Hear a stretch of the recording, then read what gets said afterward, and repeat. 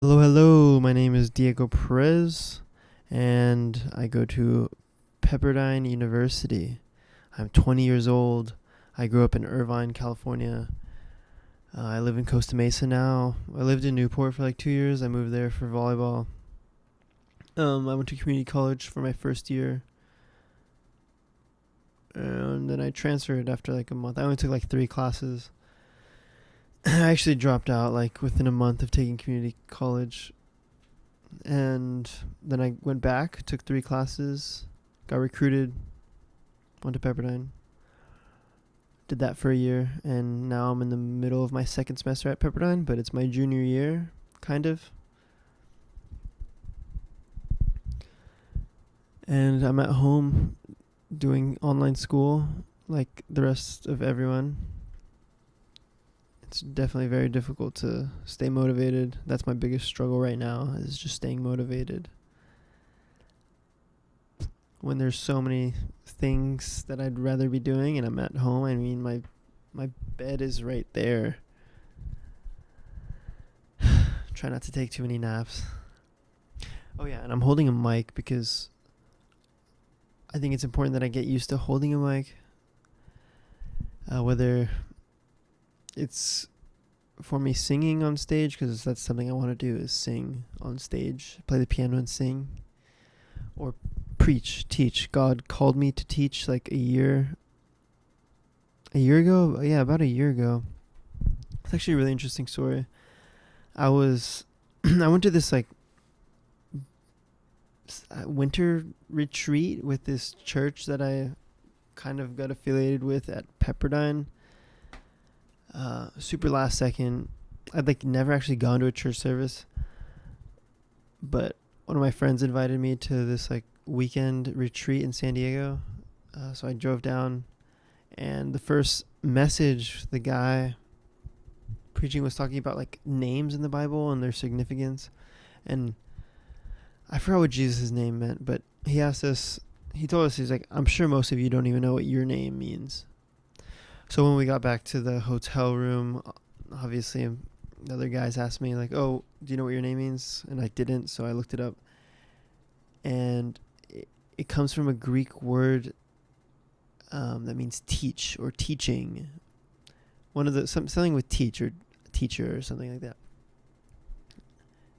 But I'd been praying about it for the past like month before this, because I don't know, as soon as I came to Christ, I just like felt called to teach. I felt like I had to just share everything I was going through, and because nobody really shared it with me. Like, so many things that I learned just from reading the Bible that nobody told me, and I was upset. I was like, why didn't anybody tell me this? So first thing I did when I came to Christ was just go on Instagram and post about just everything trippy or profound that happened in my life. And I got a lot of hate. But reading the Bible, I think there's this verse in Matthew where Jesus says, not all of you should become teachers because you'll be judged more harshly. So I paused. I took a break from teaching. And I remember multiple pastors have said that they've had like a specific calling to teach. Like, God literally told them to teach in some way. So I was praying about it like every day, just asking God to show me what he wants me to do, if he wants me to teach. And then this happened. My name means teaching, teacher, teach. One of those things. It's a Greek word, so yeah, but then I haven't really been doing it. I think every time I end up posting on YouTube or Instagram, I start like focusing too much on followers and likes, and it gets corrupt pretty quickly, and it's really easy to focus on the wrong things and to do this for the fame or for the likes, when I should really be just doing this to share love and share my experience and hopefully help other people. But I keep getting called back to do this. I try and I fail, but I'm not going to stop. I know Satan's just trying to hold me back from doing great things.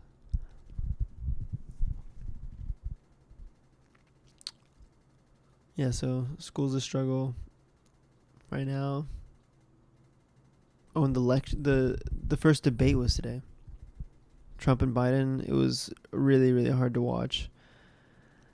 Uh, yeah, just Trump interrupting Biden all the time, and then Biden calling him a liar, and um, I'm definitely on Trump's side. Not on his personality. I hate the way he handles things, but I've been studying, like, not really the Democratic Party, but kind of like where their ideologies come from, and like where it stems from. And I studied like as far back as like to before the Enlightenment, and where these like liberal views came from, and they actually came from the anti-Enlightenment. Um, yeah, and they don't. It's called like postmodernism, which kind of stem from like anti-Enlightenment and Marxism. And anti like the postmodernism modernist beliefs. They don't believe in truth. They don't believe in individualism. Uh, they're like super into group identities, and I'm just really not into that, right? Because when you categorize everybody by race or by gender, you're minimizing their individuality, so they're becoming less human. I think that's worse than racism. It's humanism, right? It's just suppressing everybody if you just shove them into group identities. And that's what I see a lot in the Democratic Party and the liberal views and where they're going towards. I don't think Trump is a righteous man. I mean, I'm not really one to judge, but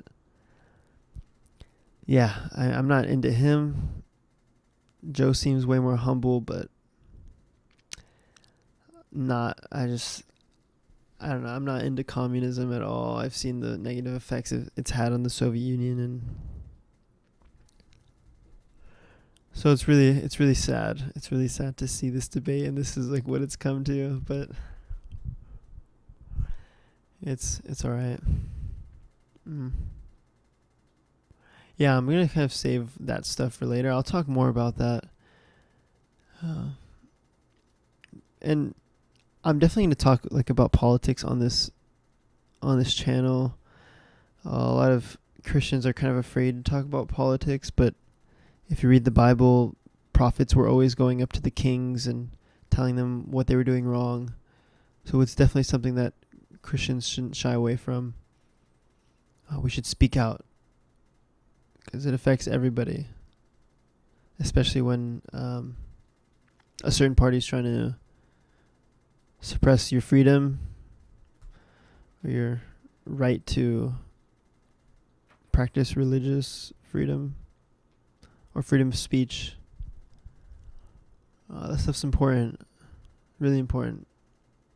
And I think we're getting close to the end, just from reading the Bible and seeing everything that's happening, all the prophecies that are being fulfilled. We're getting pretty close. And I just pray, God, that you can forgive me and forgive everyone else that believes in you, Lord, and just bring us up with you at the rapture. I don't want to be left behind. That's scary. I've had a dream about that. That's scary. Okay, well, I'll see you later. Please let me know in the comments if there's anything you want me to talk about. If you just want to talk to me, ask me questions, that'd be great. Alright, cool. Oh, and I'm going to be doing this like every day. I think. I want to.